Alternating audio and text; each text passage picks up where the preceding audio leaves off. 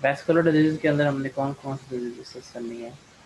Thrombotic micro angiopathy, thrombotic micro angiopathy, इसके अंदर जो है ये दो डिसऑर्डर होते हैं, ये हीमोलाइटिक एनीमिया के अंदर भी आती हैं। एक मैक्रो एंजियोपैथी होती है, एक माइक्रो एंजियोपैथी होती है।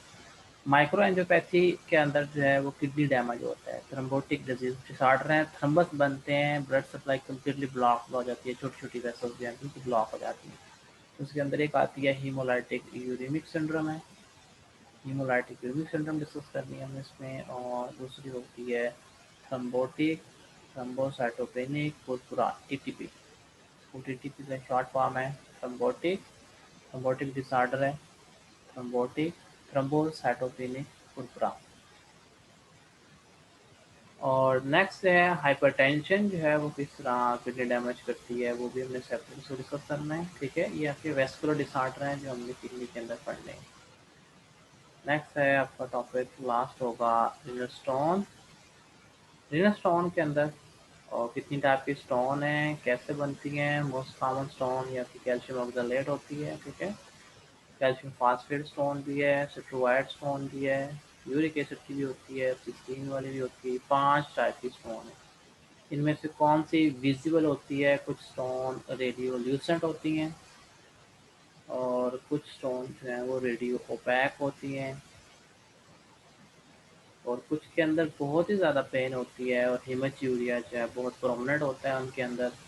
फॉर एग्जाम्पल सिस्टीन स्टोन है। और कुछ स्टोन जो हैं वो यूटीआई की वजह से बनती हैं, यूरिन ट्रैक का इन्फेक्शन होता है, स्टोन बन जाती है, ठीक है। ये चीज़ें हम सेपरेट डिस्कस करेंगे आगे। नेक्स्ट टॉपिक होगा हाइड्रोनेफ्रोसिस का। हाइड्रोनेफ्रोसिस जो है इसकी वजह क्या बनती है? रीनल स्टोन खुद। हाइड्रोनेफ्रोसिस होता क्या है कि आपका जो यूरिन है बैक रिफ्लक्स की वजह से यूरिन आगे नहीं जा रहा होता, तो बैक रिफ्लक्स की वजह से ये कैल्सिस होते हैं, ये बड़े हो जाते हैं, बहुत बड़े बड़े। तो इससे जो है ना ओवरऑल किडनी का साइज जो होता है वो बड़ा हो जाता है। किडनी के अंदर जो है वो कहते हैं पानी पड़ गया है किडनी में, उसके लिए ये टर्म यूज हो जाती है हाइड्रोनेफ्रोसिस, किडनी में पानी है। हाइड्रोनेफ्रोसिस जो है किडनी के अंदर पानी पड़ गया, मतलब बैक रिफ्लक्स यूरिन अकोमोडेट हो जाता है, ये बहुत डायलेट हो जाते हैं ये वाला पार्ट जो है। तो इसकी वजह से नेफ्रॉन जो होते हैं, नेफ्रॉन पूरे कंप्रेस हो जाते हैं, नेफ्रॉन कंप्रेस हो जाते हैं। इसकी काज एक काज है रिनल स्टोन है। इसके अलावा ये बहुत कॉमन काज है जो कंजेंटल प्रॉब्लम होता है, पेल्विको यूरेटिक जंक्शन ऑब्स्ट्रक्शन जो है इसी लेवल पे यूरेटर बाहर निकल रहा होता है, पेल्विस और यूरेटर यहाँ पे नैपिंग हो जाती है, तो ये यूरिन जो बनता है उसी के अंदर स्टे करता है, बाहर नहीं जा पाता, ठीक है। प्रेगनेंसी के अंदर भी ये होता है, वो यूट्रस के वेट की वजह से यूरेटर जो होते हैं ना कंप्रेस हो जाते हैं, उससे भी हाइड्रोनेफ्रोसिस होने के चांसेस होते हैं, ठीक है। इसलिए मदर को जो है प्रेगनेंसी के अंदर जिसको क्या क्या कहा जाता है, लेटरल स्पाइन जो है ना, लेटरली जो है वो लेटना होता है। स्पाइन पोजीशन नहीं बेटर होती, उससे एक तो वेना केवा कंप्रेस होता है, यूरेटर भी कंप्रेस होते हैं। न्यूरोजेनिक कंडीशन हो सकती है ब्लैडर की, ठीक है, उसमें प्रॉब्लम होता है। तो इसमें हाइड्रोनेफ्रोसिस की ये काजेज हैं, ठीक है। तो one by one next discuss करेंगे। हमारा लास्ट टॉपिक होगा किडनी पैथोलॉजी के अंदर आपके कैंसर किडनी थे, किडनी के कैंसर कितने होते हैं? कॉमन मोस्ट कॉमन कैंसर है रीनल सेल कार्सिनोमा। इसकी अगर टाइप्स हैं, क्लियर सेल है, पेपिलरी सेल है, क्रोमोफोम, 3 टाइप्स होती हैं, ठीक है। और विलम ट्यूमर ये बच्चों के अंदर है, ये बच्चों का कैंसर होता है, ठीक है। ये अडल्ट के अंदर है, स्मोकर भी हो है, अडल्ट हो और स्मोकर हो तो बहुत ज़्यादा चांस होता है। अच्छा, और इसके अलावा तीसरा कैंसर है ये ट्रांजिशन सेल कार्सिनोमा जो है, ये भी स्मोकर के अंदर भी है। और इसका विनाइल क्लोराइड वगैरह जो ये प्लास्टिक वाले जो फैक्ट्री में हाइड्रोकार्बन होते हैं उसके अंदर, प्लास्टिक वगैरह वाली जो फैक्ट्री में काम करते हैं उनको ट्रांजिशन सेल कैंसर वगैरह होता है। इसके भी एमसीक्यू काफ़ी आते हैं, ठीक है, एग्जाम के अंदर। रीनल सेल कार्सिनोमा स्मोकिंग से रिलेटेड होता है, इसको हम वन बाई वन डिस्कस करना है हमने, ठीक है। चलिए हमारी पहली पैथोलॉजी की तरफ आते हैं। किडनी की जो फर्स्ट डिजीज़ है हम डिस्कस करनी है ग्लोमेरुलस की डिजीज़। हमने इसकी डिजीज़ को हमने क्लासीफाई कर लिया, हमने कैसे उनको लेके चलना है, ठीक है। तो सबसे पहले हमने डिजीज़ पढ़नी है ग्लोमेरुलस की, ग्लोमेरुलोनेफ्राइटिस। उसके बाद हमने डिस्कस करना है ट्यूबुलर डिजीज़ जो है, ट्यूबुलर ट्यूब की डिजीज़ मैंने आपको इंट्रो दिया था, एक्यूट ट्यूबुलर नेक्रोसिस है, ट्यूबुलर इंटरस्टिशियल नेफ्राइटिस है, वो डिजीज़ डिस्कस करनी है सेकंड पे, ठीक है। और थर्ड पे जो है हम देखेंगे इन्फेक्शन। इसके इन्फेक्शन मैंने आपको कल डिटेल से लास्ट क्लास में बताए थे कि उसको कैसे इन्फेक्शन होता है, यूटीआई, लोअर यूटीआई और अपर यूटीआई जो है, पायलोनेफ्राइटिस, सिस्टाइटिस वगैरह, ठीक है। इन्फेक्शन देखने हैं और एक टॉपिक आपको होगा स्टोन वाला, कंजेंटल नामली हम कर चुके हैं ऑलरेडी, और लास्ट पे हमने देखने हैं ट्यूमर। ऐसे स्टेप वाइज हमने इसको लेके चलना है, ठीक है। नहीं, पहले टॉपिक पे आते हैं ग्लोमेरुलोनेफ्राइटिस है। ग्लोमेरुलोनेफ्राइटिस की फिर से अगर मैकेनिज्म देखेंगे डिजीज होती क्यों है, कि अगर तो कोई इसके पीछे रीजन ना हो, कोई डिजीज की एसोसिएशन ना हो, तो वो कहलाती है प्राइमरी ग्लोमेरुलोनेफ्राइटिस। ये क्लासिफिकेशन अकॉर्डिंग टू एटियोलॉजी की हुई है, ठीक है।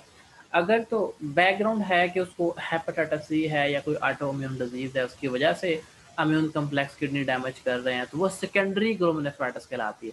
जिस तरह डायबिटीज़ है उसमें भी ग्लोमेरुलोनेफ्राइटिस होती है, ठीक है। डायबिटीज़ के अंदर एसएलई का पेशेंट है, फीमेल पेशेंट एसएलई का, उसके अंदर भी जो है वो ग्लोमेरुलोनेफ्राइटिस होती है, तो वो सेकेंडरी कहलाती है। अगर किसी को HIV के साथ रिलेटेड ग्लोमेरुलोनेफ्राइटिस हो रही है या HCV के साथ रिलेटेड हो रही है, तो ये क्या है, पहले पैथोलॉजी जो है वो HIV, HCV, SLE, डायबिटीज, मतलब कोई ऑलरेडी उसको कोई पैथोलॉजी चल रही है, तो कोई और सिस्टम की उसको डिजीज चल रही है और उस डिजीज ने ग्लोमेरुलोनेफ्राइटिस करवाए, तो वो क्या कहलाएगी, सेकेंडरी जो। अच्छा, अगर पैथोलॉजी कोई भी नहीं है, बिल्कुल इंटैक्ट है, आपकी बॉडी सिस्टम बिल्कुल ठीक वर्क कर रहे हैं, कोई भी डिजीज नहीं है, लेकिन उसको फिर भी ग्लोमेरुलोनेफ्राइटिस है, ठीक है। वो किसी भी वजह से हो सकती है ग्लोमेरुलोनेफ्राइटिस, ऐसी कार्स हमने उसको क्लासीफाई करेंगे बाद में, ग्लोमेरुलोनेफ्राइटिस है, तो ये ग्लोमेरुलोनेफ्राइटिस क्या कहलाएगी, प्राइमरी ग्लोमेरुलोनेफ्राइटिस है, ठीक हो गया। अच्छा, अब इनको आपस में हमने डिफरेंशिएट कैसे करना होता है, ग्लोमेरुलोनेफ्राइटिस कौन सी वाली है, कैसी वाली है। इनको डायग्नोज करने के लिए एक बात याद रखनी है कि इनका डायग्नोस्टिक का टेस्ट पूछा जाता है। ग्लोमेरुलोनेफ्राइटिस को डायग्नोज कैसे कर सकते हो, डायग्नोसिस जो है, ऑलवेज गो फॉर बायोप्सी। आपने किडनी की बायोप्सी लेनी है, उसमें ग्लोमेरुलस का मतलब वो नेफ्रॉन का सैंपल लिया जाता है, उसमें फिर देखते हैं उसके अंदर इम्यून कम्प्लेक्स हैं या एंटीबॉडी हैं कहाँ डिपॉजिट हुए हैं। तो डायग्नोसिस के लिए उन इम्यून कम्प्लेक्स की लोकेशन और उनका पैटर्न क्या है डिपोजिशन का। किसी के अंदर जो है वो स्पाइक और डोम पैटर्न होता है, स्पाइक डोम पैटर्न। किसी के अंदर आपको मिलेगा लीनियर पैटर्न होगा, किसी के अंदर होगा लंपी बम्पी पैटर्न होता है, मैस की तरह लंप्स बने होते हैं, लंपी बम्पी पैटर्न होता है, ठीक है। और किसी के अंदर जो है वायर लूप होती है, वायर लूप पैटर्न होता है। तो इनके इनके इम्यून कम्प्लेक्सेस के डिपोजिशन के डिफरेंट पैटर्न होते हैं, ठीक है। अच्छा, बाकी उनकी लोकेशन भी डिफरेंट होती है, उसके हिसाब से भी क्लासीफाई किया होता है। अब वो इम्यून कम्प्लेक्सेस या एंटीजन एंटीबॉडी का जो कम्प्लेक्स बना हुआ है या डायरेक्ट एंटीबॉडी, वो कहाँ डिपोजिट हुए हुए हैं, क्या वो एंडोथीलियम पे हैं, या वो एपिथीलियम पे हैं, या फिर वो मेसेंजियम पे। तीन तरह के सेल्स हैं हमारे ग्लोमेरुलस के अंदर जो है, ठीक है। तो ये हमने उसने वक्त डिस्कस किया था।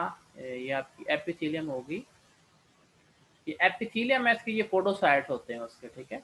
तो यहाँ पे ग्लोमेरुलस का टफ्ट होता है, तो या वो इसके ऊपर, इसकी एंडोथीलियम के ऊपर डिपोजिट होगा जहाँ फिल्ट्रेशन का सारा बैरियर बना होता है। इसके सेंटर के अंदर एक सेल हमने देखा था, उसको हमने क्या नाम दिया था, मेसेंजियल सेल का, तो वो इसको सपोर्ट कर रहा था या उसके ऊपर डिपोजिट होते हैं। वो कहाँ पे डिपोजिट है इम्यून कम्प्लेक्सेस जो है, ठीक है।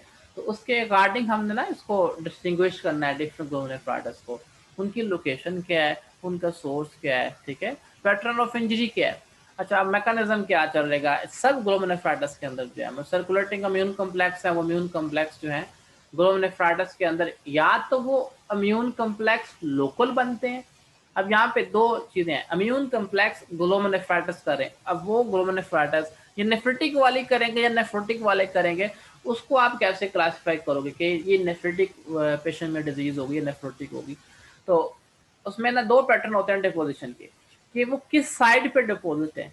अगर वो ये जो एंडोथीलियम सेल होते हैं ग्लोमेरुलस के, सब एंडोथीलियल डिपोजिट, सब एंडोथीलियल डिपोजिट, सब एंडोथीलियल डिपोजिट, तो या तो वो वाले डिपोजिट होंगे या फिर जो है सब एपिथीलियल डिपोजिट, सब एपिथीलियल डिपोजिट है। मतलब या तो वो इस पोडोसाइट वाली साइड पे है, ज्यादा डिपोजिट है, या वो एंडोथीलियम की साइड पे ज्यादा डिपोजिट है। अच्छा, कुछ डिपोजिट आपको बिल्कुल सेंटर में मिलेंगे, मेसेंजियल डिपोजिट, क्या वो मेसेंजियम पे है, अच्छा, या ऐसा हो सकता है इन दोनों सेल्स के दरमियान, मतलब ये एक तरफ जो है वो एंडोथेलियम होती है, दरमियान में बेसमेंट मेम्ब्रेन होती है, और एक तरफ जो है वो एपिथेलियम का सेल होता है, और उस एपिथेलियम के सेल के जो है वो फुट प्रोसेस बने होते हैं, ठीक है, पोडोसाइट जो है। अब ये डिपॉजिट इनके दरमियान में क्या है, बेसमेंट मेम्ब्रेन जो है। अब वो डिपॉजिट जो है इम्यून कॉम्प्लेक्स के डिपॉजिट या तो बेसमेंट मेम्ब्रेन पे ऐसे होंगे, ठीक है, अच्छा, या वो एंडोथेलियम की साइड पे होंगे, या फिर वो एपिथेलियम, ये वाली साइड आपकी एपिथेलियम वाली वोमन कैप्सूल वाली साइड, ठीक है, ये एपिथेलियम वाली साइड पे, ये ग्लोमेरुलस वाली साइड है, ये एंडोथेलियम वाली साइड पे। सब एंडोथेलियल डिपॉजिट, सब एपिथेलियल डिपॉजिट, या मेसेंजियल डिपॉजिट, या बेसमेंट मेम्ब्रेन के ऊपर डिपॉजिट होंगे।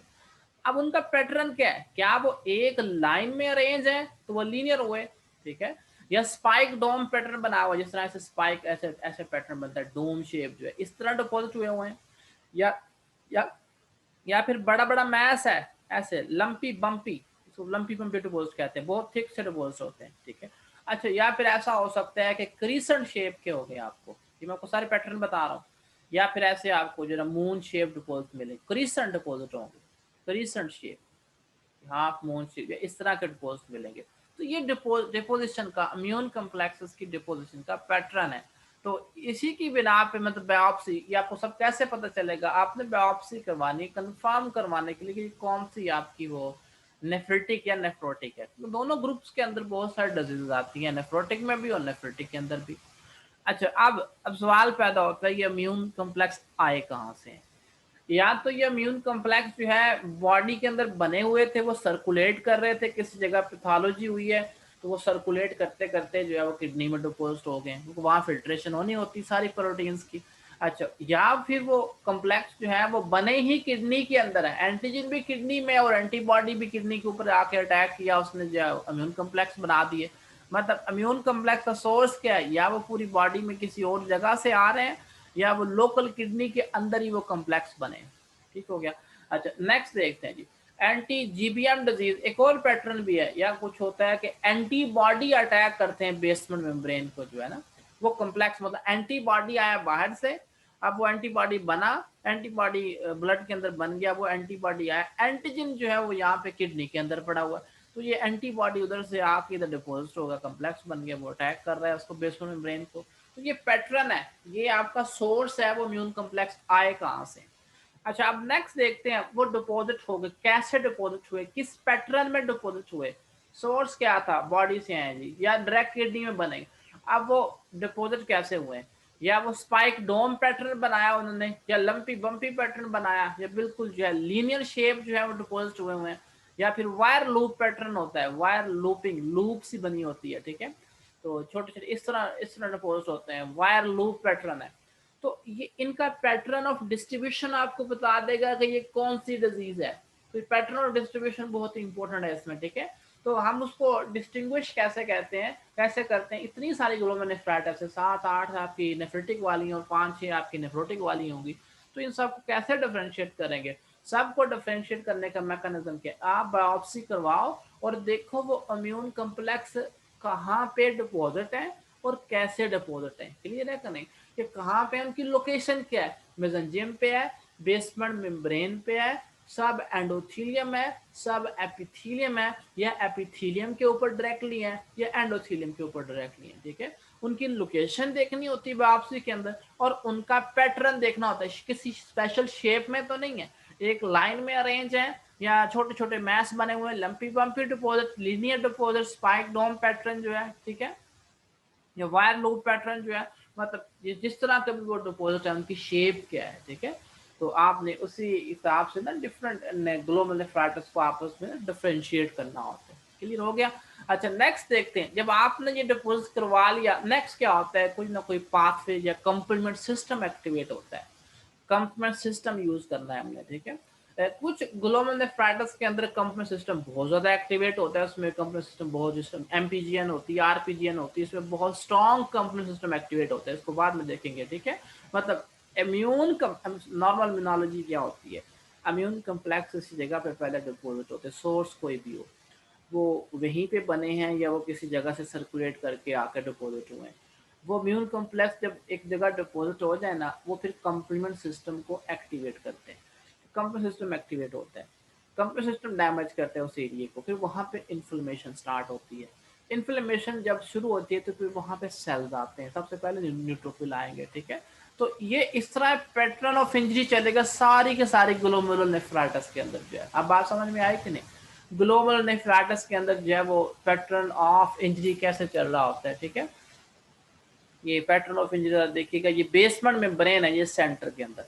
अब यहाँ पे ये एपिथेलियम सेल्स थे, ये बोमन कैप्सूल के, ठीक है। ये इस साइड पे एपिथेलियम सेल्स है और इस साइड पे ग्लोमेरुलस है और उसके जो है वो एंडोथेलियम सेल्स है, उसके एंडोथेलियम सेल्स हैं। ये आपके एंडोथेलियम सेल हो गए और ये आपके जो है वो एपिथेलियल सेल्स हो गए।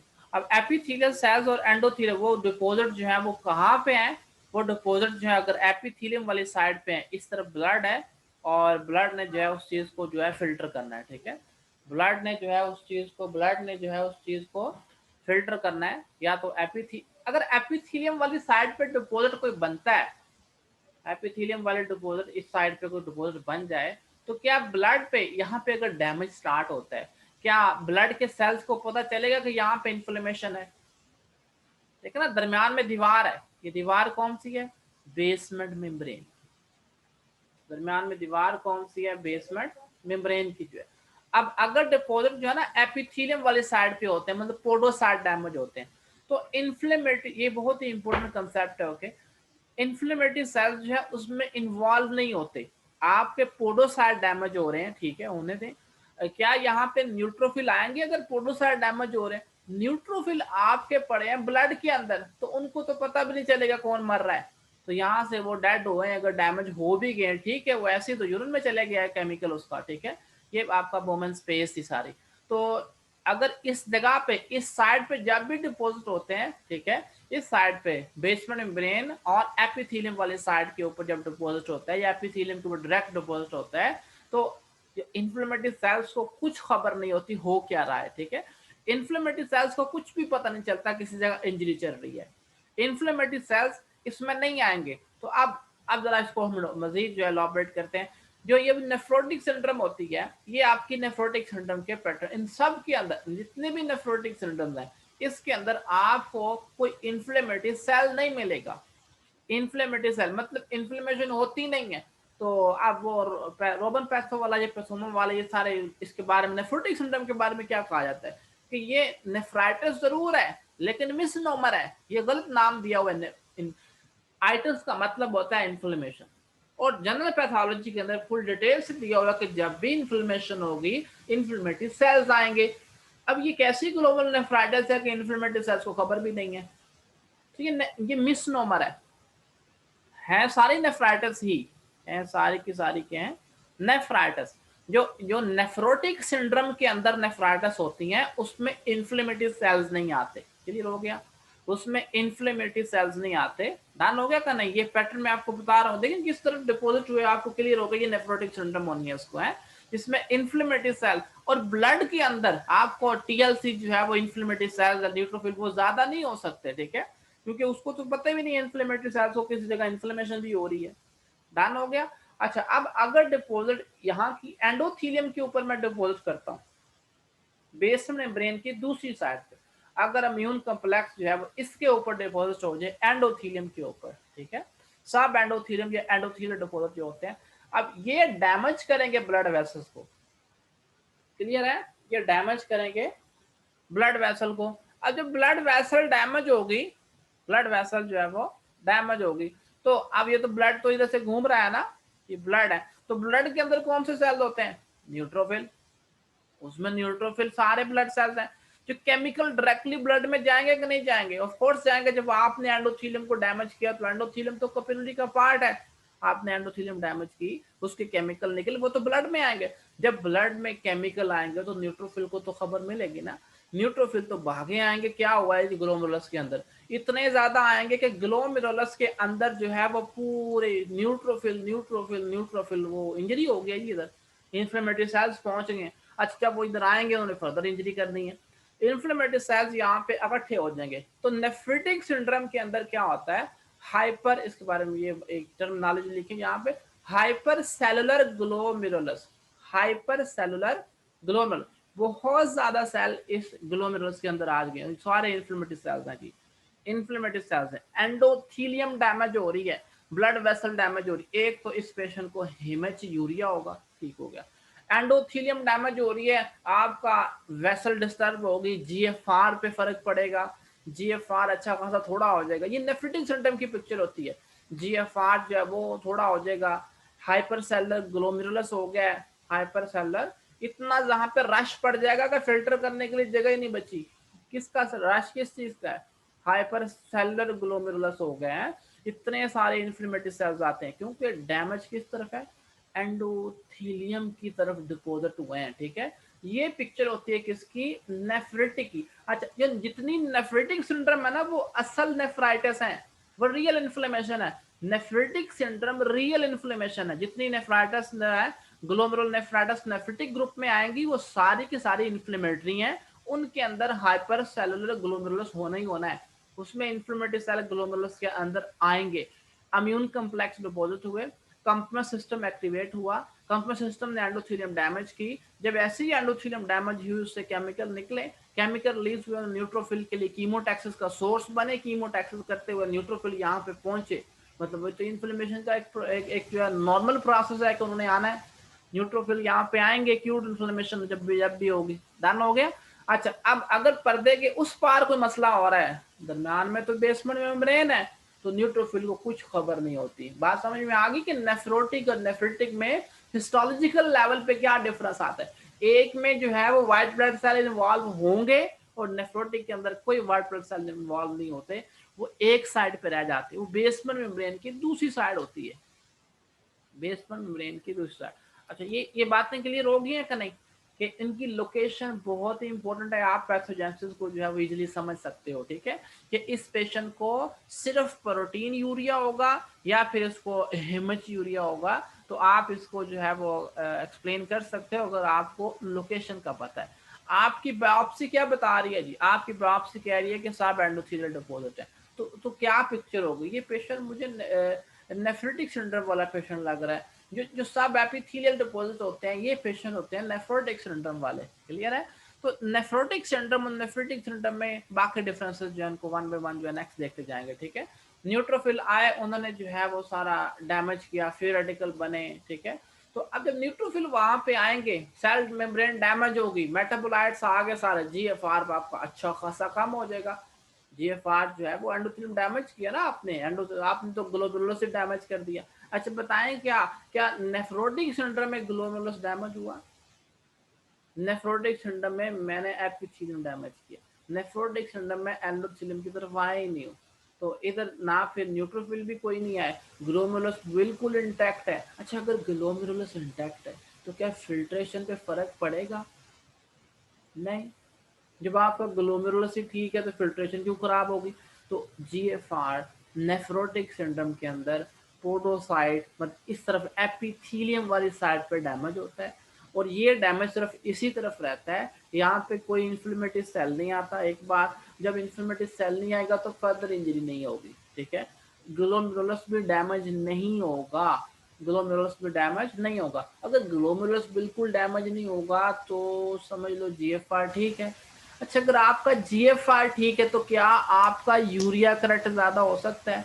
तो वो क्यों ज्यादा होगा जब आपका जीएफआर ही ठीक है? देखो ना, किडनी फिल्टर कर रहा है, चीजें निकाल रहा है बाहर, जब किडनी फिल्टर करना छोड़ दे तो फिर मसला आता है ना। किडनी फिल्टर ना करे, यूरिया करंट उसने फिल्टर करके बाहर निकालना है। नेफ्रिटिक सिंड्रोम में क्या सिनेरियो बना? नेफ्रिटिक सिंड्रोम में आपने इम्यून कॉम्प्लेक्स डिपोजिट करवाया किस साइड पे? ग्लोमेरुलस वाली साइड, एंडोथेलियम के ऊपर। एंडोथेलियम किसकी है? ग्लोमेरुलस की है। तो एंडोथेलियम डैमेज का मतलब क्या है? ग्लोमेरुलस डैमेज किया आपने, और उस दूसरा उस इतने ज्यादा इन्फ्लेमेटरी सेल्स लेके आए कि सारा रश पड़ गया इन्फ्लेमेटरी सेल्स का, तो वहां पे फिल्टर करने के लिए जगह ही नहीं बची। ग्लोमेरुलस सारा सेल से बड़ा हुआ है, इन्फ्लेमेटरी सेल से, ठीक है। और एंडो ग्लोमेरुलस खुद डैमेज हुआ है यहाँ पे। जब ग्लोमेरुलस ही डैमेज हो गया तो फिल्टर कहाँ से करोगे? क्लियर है कि नहीं? ये डिफरेंस क्लियर है दोनों का? ये बहुत इंपॉर्टेंट डिफरेंस है, आगे आपको साइड इसी बेस पे समझ आनी है, ठीक है। ग्लोमेरुलो नेफ्राइटिस के अंदर ये जो दो पिक्चर है। अच्छा, अगर एक पेशेंट है उसको दोनों चीजें हैं जी प्रोटीन यूरिया हेमस यूरिया दोनों आती हैं, अच्छा, उसमें डिपॉजिट एंडोथेलियम वाली साइड पे भी है, उसमें डिपॉजिट जो है वो एपिथेलियम वाले साइड पे भी है।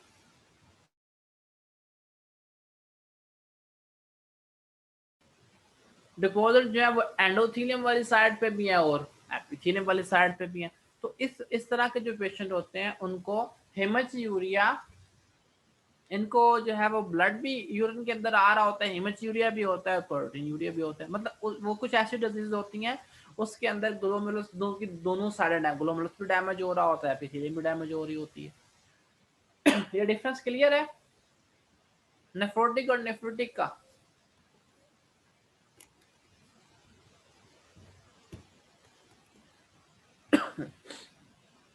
ग्लोमेरुलनेफ्राइटिस का जो है जनरल पिक्चर देखते हैं, इसमें जनरल वे मैकेनिज्म पैथोजेनेसिस का, एंटीजन एंटीबॉडी आपका वो कम्प्लेक्स जो है वो कहीं से भी आ सकते हैं, ठीक है, कहीं से भी आ सकते। एग्जांपल दी हुई है पोस्ट स्ट्रेप्टोकोकस की जो है स्ट्रेप्टोकोकस का इन्फेक्शन हुआ, एंटीजन एंटीबॉडी कम्प्लेक्स आए किडनी के अंदर, उन्हें किडनी जो है वो डैमेज करना शुरू कर दिया। अब ये कम्प्लेक्स जो है वो एंडोथीलियम की तरफ डिपोजिट हुए, एंडोथीलियम की तरफ डिपोजिट हुए तो ग्लोमेरुलस जो है वो डैमेज हो गया। तो ग्लोमेरुलस की इन्फ्लेमेशन शुरू, ग्लोमेरुलस जो है वो डैमेज हो गया। जब वो डैमेज हो गया तो जीएफआर आपका कम हो गया। जब जीएफआर कम होगा तो बाकी सारे फीचर आना शुरू हो जाएंगे। जीएफआर कम होगा तो रास सिस्टम जो है वो एक्टिवेट हुआ, उसकी वजह से वॉल्यूम आपकी बॉडी में बढ़ता जाएगा, जिसकी वजह से एडिमा शुरू हो जाएगा, ठीक है। और इन्फेक्शन थोड़ा बहुत हल्का बहुत बुखार, वेट गेन क्यों हो रहा है, एडिमा हो रहा है। अच्छा, इस पेशेंट के अंदर जो है proteinuria, haematuria, oliguria, dysuria जो है वो डिपेंड करेगा कि कौन सी नेफ्राइटिस है, नेफ्रोटिक सिंड्रोम है या नेफ्रोटिक सिंड्रोम है, ठीक है। उसमें प्रोटीन यूरिया प्रोमिनेंट है या हेमच यूरिया प्रोमिनेंट है। अच्छा, अगर अगर कोई भी नेफ्राइटिस जो है बहुत जल्दी रीनल फेलियर करवा दे तो फिर ये प्रॉब्लम आ जाना है, ओलिग यूरिया, डिस यूरिया, जो यूरिन आ ही नहीं रहा है, यूरिन आ ही नहीं रहा, तो ये इशू होती है। ये आपकी जनरल आइडिया है कि किस तरह ग्लोमेरुलनेफ्राइटिस जो है वो डेवलप होती है, ठीक है। इम्यून कम्प्लेक्स आते हैं, इम्यून कम्प्लेक्स आते हैं, वो लोकल भी हो सकते हैं, वो किसी और जगह से भी आ सकते हैं, ठीक है। अच्छा, ये पोडोसाइट का अगला मैकेनिज्म देखते हैं, पोडोसाइट की इंजरी जो है जी, पोडोसाइट की इंजरी बताएं जी कौन सी डिजीज होगी इसको, है नेफ्रोटिक सिंड्रोम वाला ग्रुप होगा, नेफ्रोटिक वाला? अभी तक तो सारा एक्सप्लेन कर दिया है। पोडोसाइट डैमेज हो जाए, एपिथेलियम है ये वोमन कैप्सूल की, डैमेज हो जाए तो इंजरी किस तरफ इंजरी होगी, है पोडोसाइट की जो है तो नेफ्रोटिक सिंड्रोम होगी, नेफ्रिटिक सिंड्रोम होगी? नेफ्रेटिक। पोडोसाइट डैमेज करना है बेटा, एंडोथेलियम नहीं डैमेज कर रहा मैं, पोडोसाइट डैमेज करने हैं। पोडोसाइट किस तरफ होते हैं? ये पोडोसाइट इसके होते हैं, एपिथेलियम जो उसको, इसी को तो पोडोसाइट कहते हैं। ये फुट प्रोसेस होता है ना, दरमियान में बेस मेम्ब्रेन होती है, और ग्लोमेरुलस जो है वो दूसरी साइड पे, ठीक है, इधर फिल्टर करता है, और एंडोथेलियम जो है वो ग्लोमेरुलस की होती है। जब आप इंजरी इसकी करोगे ना तो ये सारे इधर से प्रोटीन कैसे लॉस होती है, नेफ्रोटिक में आगे आ जाएगा प्रोटीन, ये बाहर जाएगी, तो ये नेफ्रोटिक सिंड्रोम होती है। अगर इशू इस तरफ होता है तो वो होती है नेफ्रोटिक सिंड्रोम, ठीक है। पोडोसाइट जो है ना, फुट प्रोसेस खराब हो गई उसके, तो प्रोटीन अच्छी खासी जो है वो लॉस हो जाती है, तो प्रोटीन लॉस की कौन सी सिंड्रोम होती है, नेफ्रोटिक सिंड्रोम, ठीक हो गया। अच्छा, ये इम्यून कम्प्लेक्स जो है वो ये देख लें कैसे कैसे डिपोजिट हुए हुआ है। इम्यून कम्प्लेक्स जो है उनका पैटर्न देखें, ये देखिए कितना ये मैच बना हुआ है, ये क्लस्टर यहाँ पे बन गया, ये क्लस्टर यहाँ पे बन गया, ये इसको कहते होते हैं आपका लंपी बम्पी डिपोजिट ये होते हैं, ठीक है। इकट्ठे काफी जगह जगह डिपोजिट हो गए। अच्छा, अब लंपी बम्पी डिपोजिट है कहाँ पे, एपिथेलियम वाली साइड पे ज्यादा है या एंडोथेलियम वाली साइड पे चाहिए? ये एंडोथेलियम थी अंदर वाली, ये देखिए ब्लड के अंदर से इम्यून कॉम्प्लेक्स निकले हैं, ये एंडोथेलियम थी, इसको क्या कहेंगे, सब एंडोथेलियल डिपोजिट। ये पैटर्न देखें ये कहाँ पे डिपोजिट हो रहे हैं, सब एंडोथेलियल डिपोजिट। अच्छा, अगर ये इम्यून कॉम्प्लेक्स, ये नीला सेल है आपका, एपिथेलियम है, ठीक है, ये बीच में ये बेसमेंट मेम्ब्रेन आपको नजर आ रही है, सारी बेसमेंट मेम्ब्रेन है ये वाली, ये बेसमेंट मेम्ब्रेन है। अच्छा, अब अगर ये देखें ना इस सेल की तरफ ये डिपॉजिट है, ये कौन सा डिपॉजिट है, ये सब एपिथेलियल डिपॉजिट है। ये देखिए ये एंडोथेलियम वाली साइड पे है, तो ये सब एंडोथेलियम वाला डिपॉजिट है, एंडोथेलियम वाली साइड पे डन हो गया। तो ये होता है सब एपिथेलियल, सब एंडोथेलियम, ये डिफरेंस होता है नेफ्रोटिक और नेफ्रिटिक का। अच्छा, कुछ एंटीबॉडी जो है गुड पास्ट सिंड्रोम के अंदर ऐसे पूरी लाइन में ऐसे अरेंज होते हैं, ये देखिए पूरी लाइन नहीं बन रही, सीक्वेंस के साथ अरेंज है, बेसमेंट मेम्ब्रेन के ऊपर, इसको ये लीनियर डिपॉजिट है, ये आपका जो है बिल्कुल बेसमेंट मेम्ब्रेन पे है, ये बेसमेंट मेम्ब्रेन पे है, ठीक है। तो इसके अंदर भी हेमेच्यूरिया होता है गुड पार्ट सिंड्रोम में भी। तो ये बेसमेंट में एक ही लाइन में अरेंज है, एक ही लाइन के अंदर जो है, ठीक है। अच्छा, और कुछ यही डिपोजिट्स में देखें, मेम्ब्रेनस नेफ्रोपैथी की एग्जांपल दी हुई है। इसके अंदर जो एंटीजन एंटीबॉडी जो है वो ग्लोमेरुलर एंटीजन के अगेंस्ट आते हैं। इधर डिपोजिट देखें कितने सारे डिपोजिट, किस तरह डिपोजिट है ये वाले, ये डिपोजिट किस पे है, ये ब्लू वाला सेल कौन सा है, एपिथेलियम पोडोसाइट है, और ये आपका एंडोथेलियम है, ठीक है, एंडोथेलियम है। इम्यून कम्प्लेक्स कहाँ डिपोजिट है, ये टोटल सब एपिथेलियल डिपोजिट आप देख सकते हो, सब एपिथेलियल डिपोजिट है ये सारे, ठीक है, सारे सब एपिथेलियल डिपोजिट है। क्लियर हो गया, ये इनकी लोकेशन थी। ये मेन में डिफरेंस देख लें इनके, नेफ्रोटिक में और नेफ्रेटिक के अंदर। नेफ्रेटिक के अंदर डिजीज हमने कौन सी पढ़नी है, acute post streptococcal membranes proliferative, ये एमपीजीएन, आईजीए नेफ्रोपैथी, आरपीजीएन और एल्पोर्ट सिंड्रोम। ये जो जितनी डिजीजेज हैं 5-6 जो है ये नेफ्रेटिक सिंड्रोम का ग्रुप है, ठीक है। नेफ्रेटिक सिंड्रोम में अभी बता चुका हूँ कि नेफ्रेटिक सिंड्रोम में इम्यून कॉम्प्लेक्सेस या एंटीजन एंटीबॉडी के जो कॉम्प्लेक्स बनते हैं वो किस तरफ डिपोजिट होते हैं, ज़्यादा एंडोथेलियम की तरफ होते हैं, ठीक है, ज़्यादा एंडोथेलियम की तरफ होते हैं। उसकी वजह से एंडोथेलियम डैमेज होती है, एंडोथेलियम की वजह से डैमेज करोगे तो हेमेच्यूरिया होगा। प्रोटीन यूरिया जो है वो बहुत थोड़ा सा होता है, बहुत थोड़ा सा, ठीक है, मेन चीज हेमेच्यूरिया यहाँ पर। अच्छा, अब इसका रास सिस्टम एक्टिवेट होता है ना, रास सिस्टम एक्टिवेट होने की वजह से इसका ब्लड प्रेशर भी बढ़ा रहता है, रास सिस्टम एक्टिवेट है, उसी की वजह से इसको एडिमा भी होता है। अच्छा, अब इसका जीएफआर बताएं जी कैसा है, थोड़ा ज्यादा है, ग्लोमेरुलस डैमेज करना है, एंडोथीलियम वाली साइड पे डिपोजिट होते हैं नेफ्रिटिक में, ठीक है, सब एंडोथीलियल डिपोजिट है, तो ग्लोमेरुलस डैमेज होता है। जीएफआर कैसा होगा, थोड़ा, जब जीएफआर थोड़ा हो गया तो ब्लड यूरिया नाइट्रोजन कैसा होगा, ब्लड यूरिया नाइट्रोजन बढ़ जाएगा ना। एजोटीमिया का मतलब क्या डिफाइन किया था शुरू में मैंने स्टार्ट किया था, एजोटीमिया क्या होता है, increase in blood urea nitrogen, किसी का यूरिया करेक्ट ज्यादा उसको एजोटीमिया कहते हैं, उसको एजोटीमिया हुआ जी है, यूरिया करेक्ट ज्यादा है। अगर यूरिया करेक्ट इतना ही ज्यादा हो जाए कि उसके गुर्दे मतलब बिल्कुल फेल हो गए, वो डायलिसिस वाला है, उसको यूरीमिया कहा जाता है, ठीक है। अच्छा, जरा इस पे आ जाए, इसमें मेन फीचर क्या होता है, प्रोटीन यूरिया है। अच्छा, प्रोटीन यूरिया, प्रोटीन कहाँ चली गई, यूरिन में, तो कौन सी गई है, सबसे ज्यादा कौन सी होती है, एल्ब्यूमिन, एल्ब्यूमिन जी।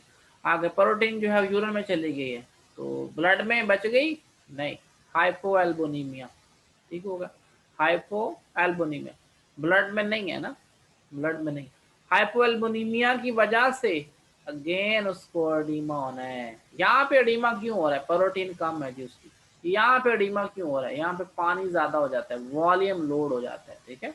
अच्छा, इसको भी एडीमा हो गया।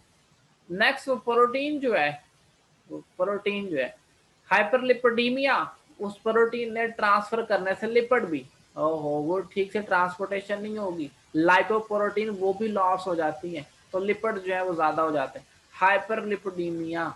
ये जो पेशेंट होते हैं ना नेफ्रोटिक सिंड्रोम वाले, इनको जो है ना कोरोनरी आर्टरी डिजीज होने का चांस होता है।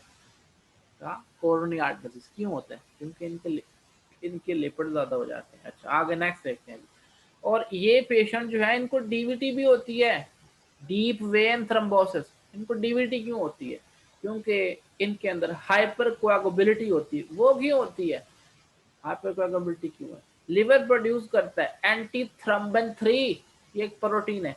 अच्छा, जब प्रोटीन यूरिया होता है, एल्ब्यूमिन नहीं, साथ में ये भी चली गई बाहर, एंटी थ्रम्बिन 3 भी लॉस हो जाती है, तो ये भी प्रोटीन बाहर चली गई। जब ये प्रोटीन लॉस होगी तो ये एंटी क्लॉटिंग प्रोटीन है, एंटी थ्रम्बिन 3 एंटी क्लॉटिंग प्रोटीन है। एंटी क्लॉटिंग प्रोटीन नहीं रहेगी तो फिर क्लॉटिंग ज्यादा होगी, जब क्लॉटिंग ज्यादा होगी तो डीवीटी होगी, डीप वेन थ्रोम्बोसिस। हेमेचूरिया इतना बड़ा फीचर नहीं है, माइल्ड है, जिस तरह उसमें प्रोटीन यूरिया माइल्ड था। अच्छा, इसमें बताएं जी जीएफआर कैसा है, जीएफआर ज्यादा हो सकता है, नॉर्मल हो सकता है, थोड़ा नहीं हो सकता, ठीक है, थोड़ा नहीं, एज़ोटीमिया बहुत कम है, यूरिया क्रेट इतना नहीं बढ़ेगा, इसमें तो एज़ोटीमिया लाज़मी होगा, वो तो यूरीमिया तक जाएगा, तो यूरीमिया तक जाएगा। अच्छा, इसका बीपी कैसा है? नॉर्मल बीपी होता है इसका। नेफ्रोटिक सिंड्रोम वालों का बीपी कम हो सकता है, नॉर्मल हो सकता है, ज़्यादा नहीं हो सकता, क्योंकि रात